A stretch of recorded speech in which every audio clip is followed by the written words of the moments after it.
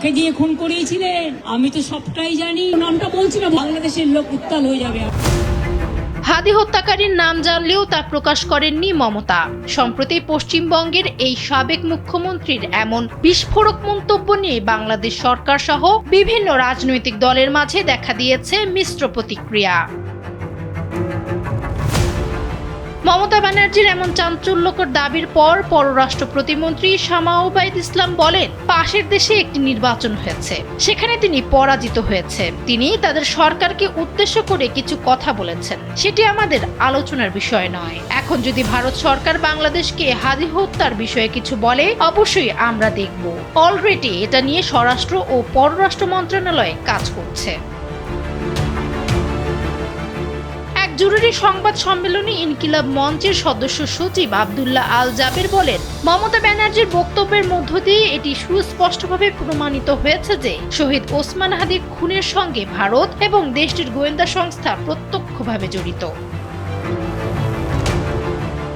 গণমাধ্যমকে দেওয়া এক সাক্ষাৎকারে এনসিপির সদস্য সচিব আক্তার হোসেন বলেছেন, মমতা ব্যানার্জি যেভাবে বলেছেন সেটি ওসমান হাদির হত্যাকাণ্ডকেই ইঙ্গিত করে। তিনি মনে করেন বাংলাদেশ সরকারের উচিত এখনই এ বিষয়ে ভারত সরকারের ব্যাখ্যা দাবি করা।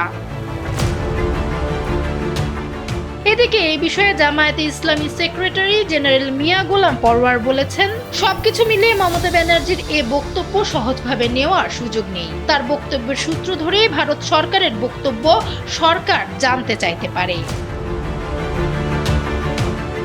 চাঞ্চল্যকর শরীফ ওসমান হাদি সংক্রান্ত মামলার তদন্ত কার্যক্রম প্রায় শেষ পর্যায়ে বলে জানিয়েছেন বাংলাদেশ পুলিশের ডিজিআই ও ক্রিমিনাল ইনভেস্টিগেশন ডিপার্টমেন্টের ভারপ্রাপ্ত প্রধান আলী আকবর খান। এ বিষয়ে তিনি বলেন, প্রয়োজনে আমরা পশ্চিমবঙ্গের সাবেক মুখ্যমন্ত্রী মমতা ব্যানার্জিকে জিজ্ঞাসাবাদ করব, কারণ তিনি যে বক্তব্য দিয়েছেন আমরা এখনো তদন্তে সে পর্যন্ত যেতে পারিনি। তিনি আরও জানান, দেশের বাইরে কাউকে জিজ্ঞাসাবাদ করতে গেলে আইনগত কিছু জটিলতা থাকে, সম্ভব হলে সেই জটিলতা দূর করে আমরা সেই পথে এগোবো।